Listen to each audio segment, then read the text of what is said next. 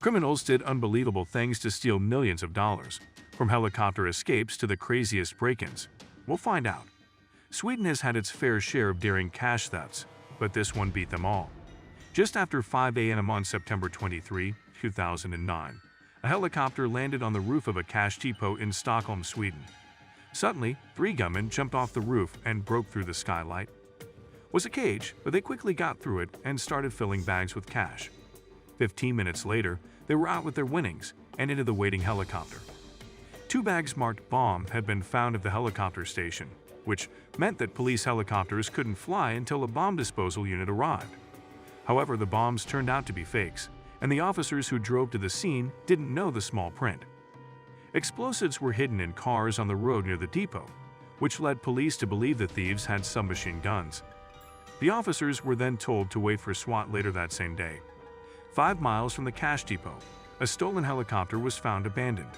It had also been stolen from a nearby airport that morning.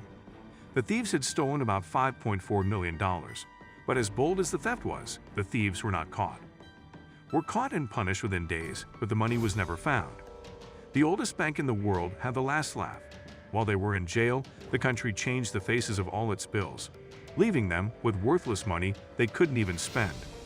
One way to beat the competition is to use a helicopter, but you won't believe what made this daring crime so amazing. But before we get to that, let's talk about In the afternoon of January 13, 2006, police were called to a bank robbery in Sidro, Argentina. They got there minutes early and just in time to see the first hostage.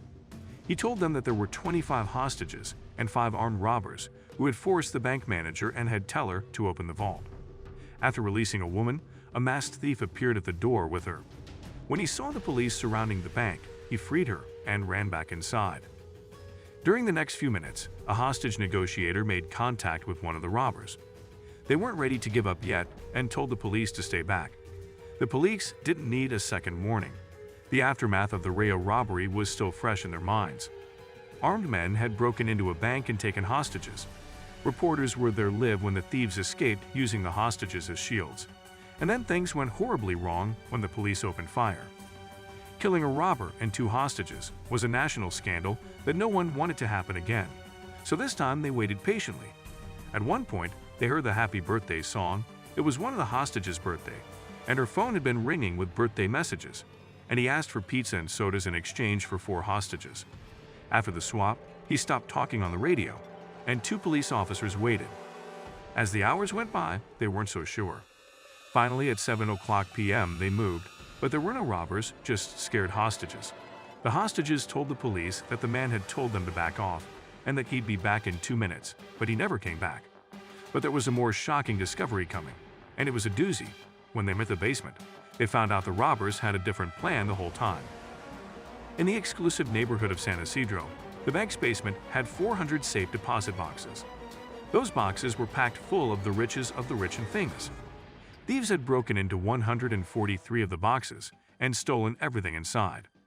All they left behind was a note taped to the wall that said, "In a neighborhood of rich people without weapons or grudges, it's just money not love," and 3 fake guns. There was also a huge hole in the wall. Getting to a plan, the thieves stole over $20 million in credit cards. Every time a card was used, the police thought they had their man, but someone else picked up the credit card from the floor. Investigators soon realized that cars had been placed all over the city to distract them. It looked like the perfect heist, or it would have been if one man hadn't been such a blabbermouth. More than a month later, a woman called the police to report the theft. Alicia Duo went to the police station with a story to tell them about how she and her cheating husband Ruben Alberto Dior had planned the theft with 4 other men. When the police caught the men, they found a plot that was so complicated it made Ocean's 11 look like child's play. 2 years ago, Fernando Ouro started making plans to rob the safe deposit boxes at Banco Rio. To do it, he had to plan not just one robbery, but 2. He put together a small group of crooks to help him. One group would stage a fake robbery to distract the police and buy them time, while another group would break into the underground safe through one of the city's huge sewer tunnels or a tunnel they had dug themselves. Once they were inside, they took out as many safes as they could and then left through the hole in the basement. Using raft boats, they rowed to a manhole where their escape van was hidden by a large hole in the floor. When the police came into the bank, The men were already home watching the news when they were arrested and charged with aggravated robbery with firearms. However, because they used toy guns and returned most of the stolen goods, they didn't get harsh sentences and served less than 10 years. That's the problem with working with teams. Things can go either way. That's why Robert decided to do it alone and confused the FBI for months until one simple question blew the case wide open. Open on March 30, 1997, a Loomis Fargo guard walked into the police station. He was dirty, bloody, and wearing handcuffs around his wrist. But his story about what happened the day before around 7 p.m. was just as strange. Philip Noel Johnson's truck was the last one to arrive at the Loomis Fargo depot. Everyone else had left for the Easter holiday, leaving only 3 guards to handle the latest cash load. Suddenly, Johnson pulled out his. He took their company-issued guns, disarmed them, and shackled them to the floor.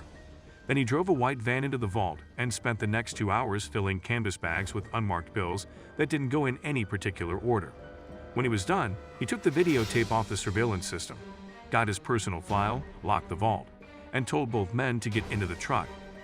He then drove to his house and handcuffed one of the guards to a pipe in his closet.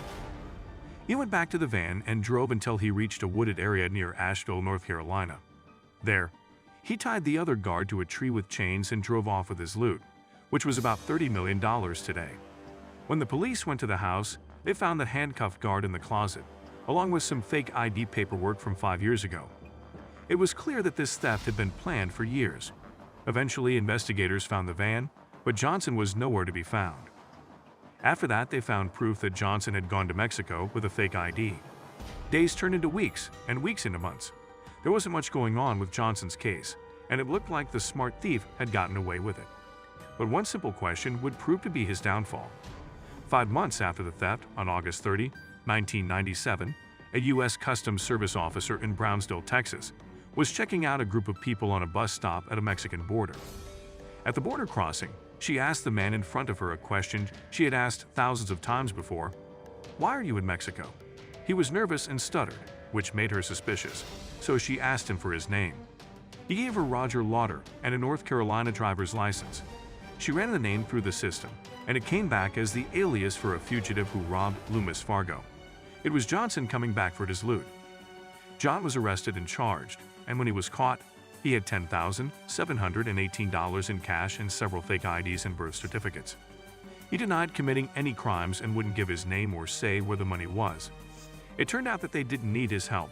On September 19, the FBI found the rest of the stolen money without his help, $18 million minus the $186,000 that the cash had been taking up. A large storage facility in the small North Carolina town of Mountain Home. The next year, Philip Johnson admitted to kidnapping, money laundering, and violently interfering with interstate commerce after giving up $65,000 in 8 Mexican bank accounts. He was given a 25-year prison sentence. Johnson was freed in 2019 and hasn't been seen or heard from since. But this was just bad luck. These next guys ran the great heist, but they lost for the stupidest reason ever. A&P, the Ant Diamond Center in Belgium, is one of the safest buildings in the world. But the most valuable part of the building is 2 floors below, in a vault that is guarded by 10 layers of cutting-edge security, such as infrared heat detectors and a lock that had 100 million possible combinations before 2003. People thought the vault couldn't be broken into, but on February 16th, everything changed. 2003. When diamond traders came back from the weekend, they found that the vault's foot-thick steel door had been broken. Over 100 of the 189 deposit boxes had been opened, and the tiled floor was covered in diamonds and pearls. What shocked the detectives was that the security cameras hadn't caught anyone. How could over $100 million worth of diamonds just disappear? The detectives knew these guys were professionals, and it would be hard to find them. They were wrong about that. A local hunter was looking for rabbits on his property when he saw a pile of trash in the bush and some white envelopes with the words Ant Diamond Center printed on them. He called the police, who came and retrieved the trash and found pieces of an invoice.